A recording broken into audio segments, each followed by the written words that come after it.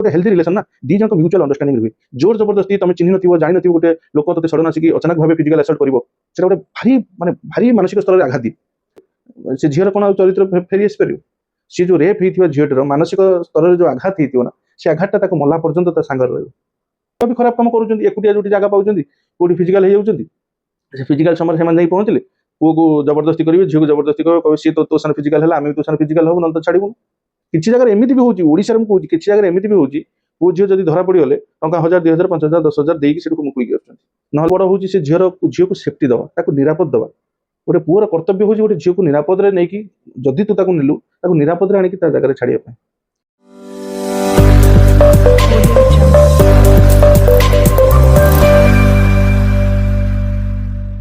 एबे रिसेंटली चित्रकूट रे गोटे गैंगरेप गैंगरेप कौन होती कि माने गोटे 20 वर्षर नीट एस्पिरेंट सी तार गोटे 17 वर्षर बॉयफ्रेंड को लेकिन चित्रकूट जाइए बुलिया से माने रिलेसन 2-3 वर्ष है थे जिते से झील पु प्लानिंग कले कि आम चित्रकूट जावा बुलवा पर्वत पहाड़ पर्वत भितर टे एकाकी स्थान अच्छी जो समय बितेवा ये प्लानिंग करके दी जना के चित्रकूट जाए पहुँचले चित्रकूट जाए पहुँचला पर से सब रिल्स बनाऊला आजकल तो रिल्स जुग जी जुटी गलानी मोबाइल वीडियो बनवा ये करवा एंजॉय करवा एटा गोटे एंजॉय करार गोटे पार्ट एटा को करवाटा गोटे जिते करी निज लाइफ एंजॉय कर समय 3 जन पिला आसिक बाइक पहुँचले 3 जन पिला भितर जो मेन पिला जितेंद्र सी आसिक परिचय देला आम फॉरेस्ट डिपार्टमेंट आसचु तुम ये एकुटिया कौन कर तुम्हें भी ये परिलक्षित कर बहुत जगह कौन हुए कि मो व्यक्तिगत एक्सपीरियंस कहूँ मो सांग सहित एमती गोटे घटना घटना नंदनकानन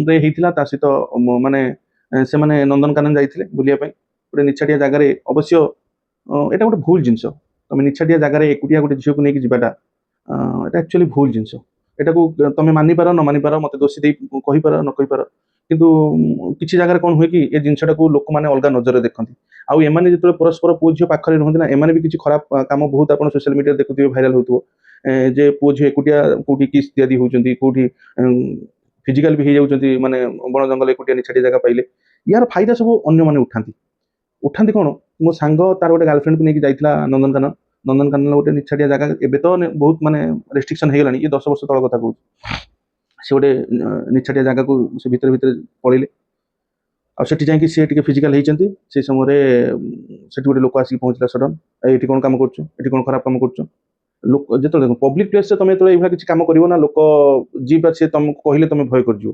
कहीं कम तो तुम खराब कर मुझे केसटा को सहित जोड़ूना ये अलग केस माने झील भिक्टिम मुझे सहित जोड़ूना किंतु माने मु उदाहरण माध्यम कहूँ जे ये इनसीडेंट रियल लाइफ रे बहुत झील फेस करेंगे जो मैंने कि पब्लिक प्लेस जाकि एमती किसी कौटी जंगल हो कौटी बिलबाड़ एवं रिसेंटली मुझे कहूँ ये गोटे जगह अच्छी से सन्ध्या बेले टी गोटे छोट जो महुल जंगल भाया अच्छी पु झील सन्ध्या बैक नहीं पड़े आस बैक रखिक जंगल भितर जाऊँ से कौन जाऊँ केवल फिजिकल हाँपाई से फिजिकल हाँपाई जो जाऊँगी बहुत जगह आप वीडियो भी देखुए कि पाख लोक किए आसला से झील लंगड़ा हो पुओ लंगड़ा हो वीडियो बना गाड़ी कर मार कर ता भर भी कई अच्छा जो मैंने कि पुओ को धरिक जोर जबरदस्ती से झील सहित संपर्क रखुच्च किसी जगह से जिन मैंने लुचि जाऊँगी किसी जगह बाहर को आसूँ कि ये कहानी एक्चुअली संपूर्ण अलग ये जो से झील पुओ सहित रिल्स बनाऊला एम आसिक सडन पचार आगे पैसा मांगी तुम ये कौन छिड़ा कौन वीडियो बनाऊ पैसा दिए जो ये पिला राजी होनी टंका देवाई ये पिला को बहुत बाड़ाबाड़ी बाड़ाबाड़ी कर झील को भी धक्का बका मारिक से पिलाटी बेल्ट बांधे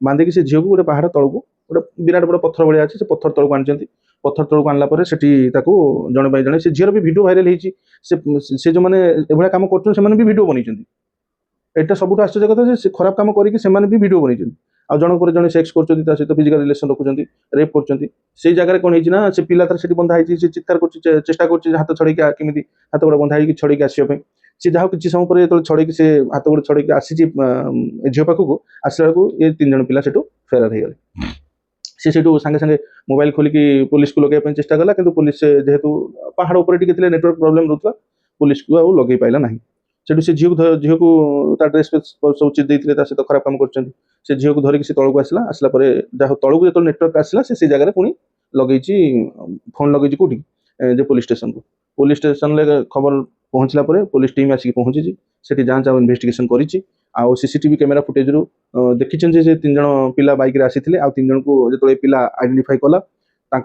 विरुद्ध गोटे केस दि जाइए ଯେ ସେ ଏମିତି ଏମିତି କାମ କରିଛନ୍ତି ବୋଲି। ତାପରେ ୟୁପି ପୋଲିସ ତା ସର୍ଚ୍ଚ ଟିମ୍କୁ ଆକ୍ଟିଭେଟ୍ କରାଇଲା। 90 ଘଣ୍ଟା 96 ଘଣ୍ଟା ଭିତରେ 3 ଜଣ ଏକ୍ୟୁଜ୍ଡକୁ ଧରା ପଡ଼ିଛନ୍ତି। ତା ସହିତ ଯିଏ ମୁଖ୍ୟ ତାକୁ ଜଙ୍ଗଲ ଭିତରେ ସେ ଦୌଡ଼ିକି ପଳାଉଥିଲା, ସେ ସମୟରେ ତାକୁ ମାନେ ଏନକାଉଣ୍ଟର ବି କରାହେଇଛି। ତା ଗୋଡ଼ରେ ଗୁଳି ବାଜିଛି, ଆପଣ ଦେଖିଥିବେ, ତା ଫଟୋ ଭାଇରାଲ ହେଉଛି। ତାକୁ ବି ଧରା ହେଇଛି। ତା ତା ନାଁରେ 50,000 ଟଙ୍କାର ଇନାମ ବି ମାନେ ତତ୍କାଳ ପ୍ରଭାବରେ ଡିକ୍ଲେୟାର କରାଯାଇଥିଲା ଯେ କାଳେ କୌଣସି ଲୋକ ଯଦି ଜାଣିବେ 50,000 ଟଙ୍କା ଲୋଭରେ ତା ଡିଟେଲ୍ସ ଦେଇଦେବେ, କାହିଁକିନା ଜଙ୍ଗଲ ଭିତରେ ଖୋଜାଖୋଜି କରିବା, ପାଖ ଗାଁ ସାଙ୍ଗରେ ଖୋଜାଖୋଜି କରିବାକୁ ଏତେ ଶୀଘ୍ର ହବନି। ଯାହା ବି ହଉ, ଅଲ୍ଟିମେଟଲି ପୋଲିସକୁ ସଫଳତା ମିଳିଛି। କିନ୍ତୁ ସଫଳତା ତ ପୋଲିସ ପାଇଲେ, ଦୋଷୀ ଆସିଲା, ଦୋଷୀ ଏଇ ସାଥେ କାରାଗାରରେ ରହିବ। ଦୋଷୀର ମାନେ ଏଇ ସାଥେ ଟ୍ରାଏଲ ଚାଲିବ, ସିଏ ସତ କହୁଛି ମିଛ କହୁଛି, କ'ଣ ହେଇଛି କ'ଣ ନାହିଁ, ଟ୍ରାଏଲ ଚାଲିବ, କୋର୍ଟ ପର୍ଯ୍ୟନ୍ତ ଯିବ କେସ୍। ସେଠୁ ଗଲା ପରେ ପୁଣି ତାକୁ ଦୋଷୀକୁ ଦଣ୍ଡ ହବ ନ ହବ, ସେ ପରବର୍ତ୍ତୀ ପରିସ୍ଥିତି। କିନ୍ତୁ ସତ କଥା ହେଉଛି, ତମେ ଯେତେବେଳେ ଗୋଟେ ନିର୍ଜନ ସ୍ଥାନକୁ ଗୋଟେ ପୁଅ ଝିଅ ପ୍ଲାନିଂ କରୁଛ ବର୍ତ୍ତମାନ ସମୟରେ ଯିବା ପାଇଁ, ପାଖରେ ସବୁବେଳେ କିଛି ନା କିଛି ଗୋଟେ ଅସ୍ତ୍ର ଧରିକି ଯାଇଥାଅ। ଏଇଟା ହେଉଛି ମୋର ପର୍ସନାଲ ଭ୍ୟୁ। କାହାର ମତ କ'ଣ ହେଇପାରେ। ପ୍ରଥମେ ତ ଯିବାକୁ ବାରଣ, ମୁଁ ତ ପ୍ରଥମେ ଯିବାକୁ ବାରଣ କରିବି ଯେ ତମେ ସେଭଳିଆ ଜାଗାକୁ ଯାଅ ହିଁ ନାହିଁ। ତମେ ସେଭଳିଆ ଜାଗାକୁ ଯାଅ ହିଁ ନାହିଁ ଯୋଉଠି ପୁଅ ଝିଅ ଯଦି ଆଉ କିଛି ଗେଦରିଙ୍ଗସ ନ ହଉଛି କିମ୍ବା କୌଣସି ପିକନିକ ସ୍ପଟ ନ ହେଇଛି, ଗୋଟେ ନିଛାଟିଆ ନିକାଞ୍ଚ ଜାଗା ଯୋଉଠି ମାନେ କେହି ଲୋକ ନଥିବେ, ସେଭଳିଆ ଜାଗାକୁ ଯାଅ ହିଁ ନାହିଁ। କାହିଁକିନା ଏଇ ଯୋଉ ରକ୍ତ ମାଂସ ଲୋଭୀ ରାକ୍ଷସ ମାନେ ସେ ଛଞ୍ଚାଣ ଭଳିଆ ଜଗିକି ଅଛନ୍ତି। ସେ ଟ୍ରାକ୍ କରିଦେବେ ତମକୁ, ସେ ସେଇଠି ଥିବେ, ସେ ସେଇଠିକା ଲୋକାଲ ହେଇଥିବେ, ସେ ଟ୍ରାକ୍ କରିବେ 2 ଜଣ ଏଇଠି ଗଲେ, ଏଠିକି ଯାଉଛନ୍ତି ମାନେ ଏଠି କ'ଣ କରିବି। ତମେ ଫିଜିକାଲ ହୁଅ କିମ୍ବା ନ ହୁଅ, ସେମାନେ ତମକୁ ଆସିକି, ତମେ ଯଦି ବସିକି କଥା ପଦେ ବି ହଉଥିବ, ତମକୁ ଆସିକି ଧମକେଇବେ, ଭାଇ ଏଠି କ'ଣ କରୁଛୁ, ଏଠି ତୋର କାମ କ'ଣ। ଆଉ ବହୁତ ଜାଗାରେ ପିଲା କ'ଣ କରୁଛନ୍ତି ନା ଟଙ୍କା ଦେଇ ଦଉଛନ୍ତି, ତାଙ୍କର ଦିନକୁ ମଦ ପଇସା ଉଠିଗଲା, ହଁ ଦେ ତାଙ୍କୁ ଛାଡ଼ିଦେଲେ। କିଛି ଜାଗାରେ ଏମିତି ବି ହଉଛି, ଓଡ଼ିଶାରେ ମୁଁ କହୁଛି, କିଛି ଜାଗାରେ ଏମିତି ବି ହଉଛି, ପୁଅ ଝିଅ ଯଦି ଧରା ପଡ଼ିଗଲେ ଟଙ୍କା 1,000 2,000 5,000 10,000 ଦେଇକି ସେଠୁ ମୁକୁଳିକି ଆସୁଛନ୍ତି। ନହେଲେ ସେମାନେ ସବୁ ଭିଡ଼ିଓ ରଖିଦିଏ, ଭାଇରାଲ କରିଦେବେ, ଆମେ ଭିଡ଼ିଓ ଭାଇରାଲ କରିଦେବୁ। ଆଉ ବହୁତ ଜାଗାରେ ଛୁଆ ବି ଖରାପ କାମ କରୁଛନ୍ତି, ଏକୁଟିଆ ଯୋଉଠି ଜାଗା ପାଉଛନ୍ତି, କୋଉଠି ଫିଜିକାଲ ହେଇଯାଉଛନ୍ତି, ସେ ଫିଜିକାଲ ସମୟରେ ସେମାନେ ଯାଇ ପହଞ୍ଚିଲେ ପୁଅକୁ ଜବରଦସ୍ତି କରିବେ, ଝିଅକୁ ଜବରଦସ୍ତି କରିବେ, କହିବେ ସିଏ ତୋ ସାଙ୍ଗରେ ଫିଜିକାଲ ହେଲା, ଆମେ ବି ତୋ ସାଙ୍ଗରେ ଫିଜିକାଲ ହବୁ, ନହେଲେ ତ ଛାଡ଼ିବୁନି। ଏଭଳିଆ କାଣ୍ଡ ବି ହଉଛି। ତେଣୁକରି ଏଠି ଏଠି ସତର୍କ ତମେ ଆଗେ ଚିନ୍ତା କରିବା ଦରକାର। ଯୋଉ ଝିଅଟେ ଘରୁ ବାହାରିକି ଯାଉଛି, ଯୋଉ ପୁଅଟେ ଘରୁ ବାହାରିକି ଯାଉଛି, ତମେ ଯୋଉ ନିକାଞ୍ଚ ଜାଗା ଯାଉଛ, ସେ ଜାଗାର ସେଫ୍ଟି ସିକ୍ୟୁରିଟିକୁ ଆଖିରେ ରଖିବା ଦରକାର। ତମେ ଯଦି ସତରେ ଗୋଟେ ଝିଅକୁ କାହାକୁ ଭଲ ପାଉଛ, ସବୁଠୁ ବଡ଼ ହେଉଛି ସେ ଝିଅକୁ ସେଫ୍ଟି ଦେବା, ତାକୁ ନିରାପଦ ଦେବା। ଗୋଟେ ପୁଅର କର୍ତ୍ତବ୍ୟ ହେଉଛି ଗୋଟେ ଝିଅକୁ ନିରାପଦରେ ନେଇକି, ଯଦି ତୁ ତାକୁ ନେଲୁ, ତାକୁ ନିରାପଦରେ ଆଣିକି ତା ଜାଗାରେ ଛାଡ଼ିବା ପାଇଁ। ଶରୀର ମାଂସ ଲୋଭୀ କୁକୁର ମାନେ, ଡାହାଳ କୁକୁର ମାନେ ବୁଲୁଛନ୍ତି। ସତ କଥା ଏଟା ଆଜ୍ଞା, এটা হচ্ছে রিয়েলিটি। ଏ କେସ୍ଟା ତମେ ଏଇ ସହିତ ହାଇଲାଇଟ୍ ହେଇଛି ସୋସିଆଲ ମିଡ଼ିଆରେ, ଆମେ ଜାଣିଛନ୍ତି, ପୁଣି 2 4 ଦିନ 5 ଦିନ ପରେ ଭୁଲିଯିବେ କିଏ ଚିତ୍ରକୂଟ, କିଏ ସେ ଝିଅ, କିଏ ନିଟ୍, କିଛି ଭୁଲିଯିବ। ଏତେ ଏଜୁକେଟେଡ୍ ଝିଅ, ଯିଏ ନିଟ୍ ପଢୁଛି, ନିଟ୍ ଏସ୍ପିରାଣ୍ଟ, ସିଏ ଭଳିଆ ଝିଅ ଯଦି ସେ ମାନେ ଏମିତି ନିକାଞ୍ଚ ଜାଗାକୁ ଯାଇଛନ୍ତି, ମୋ ମତରେ ଯଦି କିଛି କେହି ଜଣେ ଆଘାତ କରତେ ଆସିଲା, ତମେ ତ ଅପୋଜ କରିପାରିବ ନା। ଆଉ ଏଠି କ'ଣ ଅବସ୍ଥା ହେଲା, ତାକୁ ବାନ୍ଧିଦେଲେ, ଏକୁ ରେପ୍ କରିଦେଲେ, ସେ ଝିଅର କ'ଣ ଆଉ ଚରିତ୍ର ଫେରି ଆସିପାରିବ। ସେ ଯୋଉ ରେପ୍ ହେଇଥିବା ଝିଅଟିର ମାନସିକ ସ୍ତରରେ ଯୋଉ ଆଘାତ ହେଇଥିବ ନା, ସେ ଆଘାତଟା ତାକୁ ମଲା ପର୍ଯ୍ୟନ୍ତ ତା ସାଙ୍ଗରେ ରହିବ। ସେ କେବେ ଗୋଟେ ମାନେ ରିଲେସନ, ଗୋଟେ ହେଲ୍ଦି ରିଲେସନ ନା, 2 ଜଣଙ୍କ ମ୍ୟୁଚୁଆଲ ଅଣ୍ଡରଷ୍ଟାଣ୍ଡିଂ ରୁହେ। ଜୋର ଜବରଦସ୍ତି ତମେ ଚିହ୍ନି ନଥିବ, ଜାଣିନଥିବ, ଗୋଟେ ଲୋକ ତତେ ସଡନ ଆସିକି ଅଚାନକ ଭାବେ ଫିଜିକାଲ ଆସଲ୍ଟ କରିବ, ସେଟା ଗୋଟେ ଭାରି ମାନେ ଭାରି ମାନସିକ ସ୍ତରରେ ଆଘାତ ଦିଏ। ଆଉ ସେଇ ଆଘାତଟାକୁ କେତେବେଳେ ତମେ ମାନେ ଇଏ କରିପାରିବ, ଯଦି ତମେ ତାକୁ ଅପୋଜ କରିପାରିବ, ସେଠୁ ସକ୍ସେସ ହେଇକି ଆସିପାରିବ, ତାହେଲେ ତା ମାନସିକ ସ୍ତରରେ ତମେ ଷ୍ଟ୍ରଙ୍ଗ ହେଇଯିବ। କିନ୍ତୁ ତମେ ସେଠି ଯଦି ଦୁର୍ବଳ ହେଇଯିବ, ତମେ ଯଦି ନିଜେ ଭିକ୍ଟିମ ହେଇଯିବ, ସେ ଜାଗା ତମେ କିଛି କରିପାରିବ।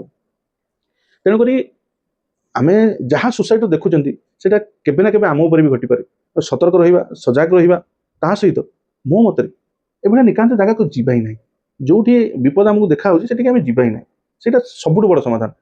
ଆଉ ପୋଲିସ ସବୁବେଳେ ସବୁ ସମୟରେ ଠିକ ସମୟରେ ଆସିକି ତମ ପାଖରେ ପହଞ୍ଚି ପାରିବନି।